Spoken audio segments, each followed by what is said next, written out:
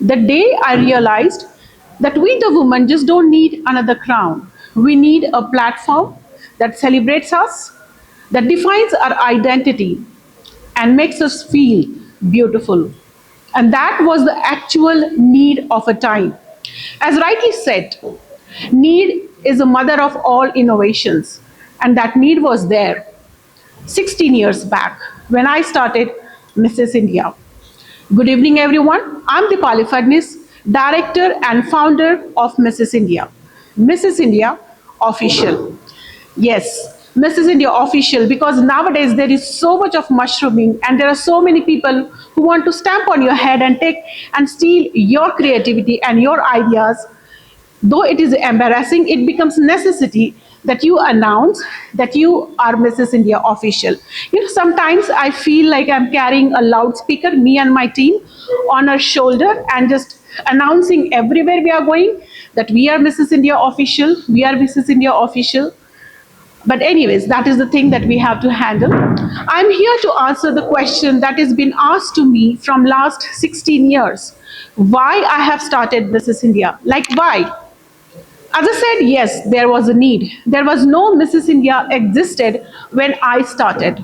But this question is asked by the people who know me, people who do not know me, my own folks, because I come from a background where the only aspiration growing up is either to become a doctor or engineer.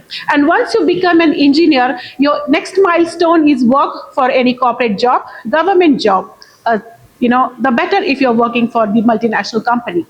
And trust me, I was living my dream big time.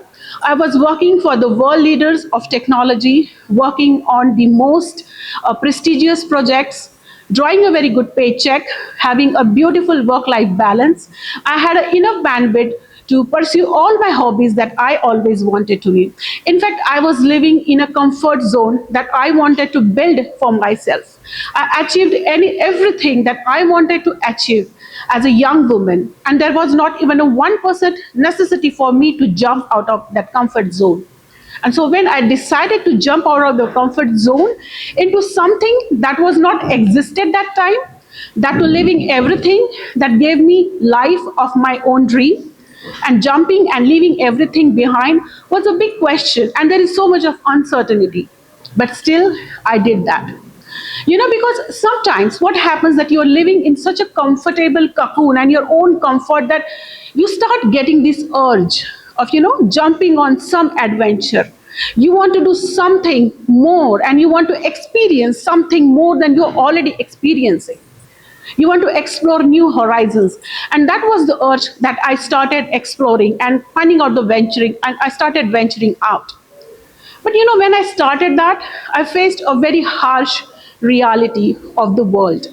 That world has made for a woman, and I found myself that I'm inside a cage that is built by our own society, that women should not go beyond it. This is what women should be.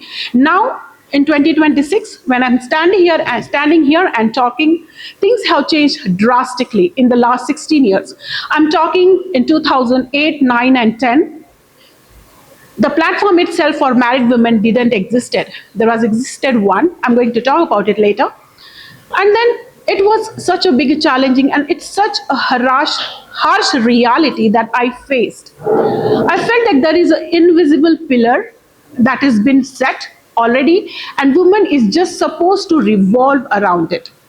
She's not supposed to evolve beyond that. She's supposed to revolve. And any woman who dare to go out of that pillar has been body shamed, she's been age shamed, she's been said that you are too aspirational, you are too much, you are not enough, and you are done. You have a job, you have a baby, you have a family, that's enough.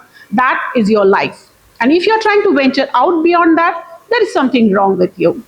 And this harsh reality made me more rebellious, that I kept going and finding out the platforms, and there were no platforms. Finally, I found one platform which was hosted by one of the legendary lady of India, and who has given us one of the most talented models, beauty queens, and the actors to all the Bollywood industry. I started applying there, I started auditions, but unfortunately, it never went beyond the applications and auditions. For consequently, for 3 years, I kept applying, attending the auditions, applying, attending the auditions, sometimes in Mumbai, sometimes in Bangalore. There was a time that in 1 year I applied for the 3 times for the same event, auditioned, but nothing happened. And then I realized that this event is not going to happen.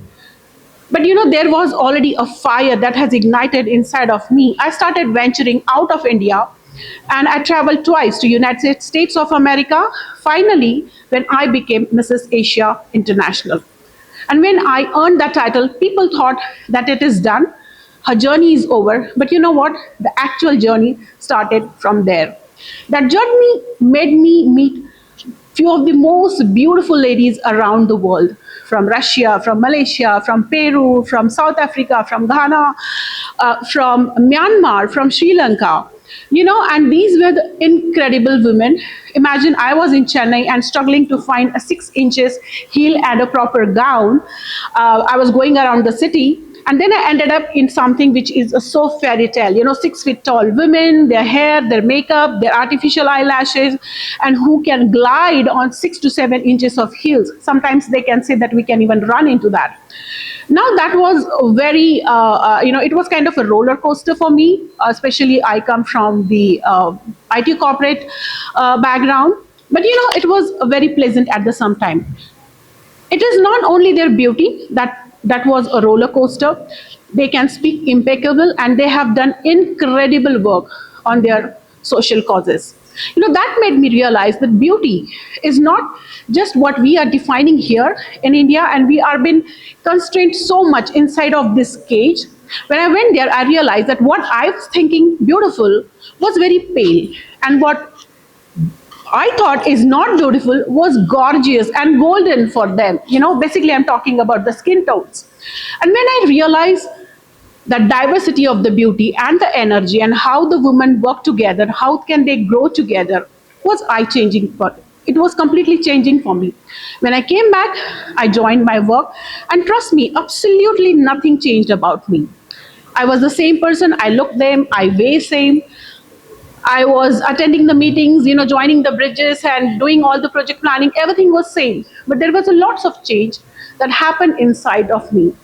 That I realized that celebration of beauty in diversity is so important, especially for the country like India. We are living in India where we have diverse population from the diverse who are from the diverse cultures. We have different temperatures and different food. We look different, we eat different, we wear different, we have a different cultures. But every one of us is expected and forced to look the same. I don't know how many of you do agree. There are women who have reached, the excellent level of their career, but still they are being controlled by their families by telling that, okay, fine, you are not so beautiful, so you have to do that we are doing. You should feel lucky that you got married. All this happens because we are not celebrating the beauty in diversity. We are still living inside the cage of a stereotypes of beauty. And that stereotype I started to break 16 years back in 2010. Until now, from last 16 years, we are successful in breaking that stereotypes. Now, why it is important to break the stereotypes and celebrate the beauty in diversity? As I said, the real empowerment to the woman, specifically for the women, is very important because we all know, knowingly, unknowingly, we are the one who are being kept inside the cage, sometimes controlled with dowry, sometimes controlled with our physicality, our age, and we are being told that you all have to look same. Now imagine for a woman who have the pressure to look like a Bollywood actress who is from Kashmir, right? Can you understand the pressure on that woman to be like that? At the same time, she has to work hard to make sure that she's not been asked for a dowry. I'm talking about the situation which was 16 years back, right? So she has to study, she has to look good, and she has to learn all the domestic work to please the people. You know why? Because there is no celebration of beauty in diversity. The lady sitting in Chennai is been not said that you are beautiful. The woman who is sitting in Mumbai, the woman is sitting in Delhi, and Kashmir, everyone have to look similar. What we have seen on our magazine covers, on our televisions, and people don't want to go beyond that. When they are not able to go beyond that, the pressure that is keeping women down, the women that telling that you're not enough, you're not good enough, you weigh more, you have to reduce your weight, and you have to look tall, and you have to wear 6 to 7 inches of heels, and you have to break your legs. All the things are keeping them busy so much that they have forgotten to celebrate themselves. And that is where Mrs. India came in picture. And from last 16 years, we are celebrating beauty in diversity, and we will still keep doing it with the originality, with the conviction, and with all our energy. We have spread all across India, and we are going strong. And I'm here to speak about that it is the combined responsibility. We all women, we all the people, male, female, they have to come together to celebrate this beauty in diversity of Indian married women. Because age is just a number, height is just a number, everything that see is just a number. What matters is the contribution that we give towards our family, towards our society, and to make this place a beautiful place again, to live for us and for and our generations to come. So thank you so much. Please join this mission of beauty in diversity celebrated by Mrs. India. Thank you.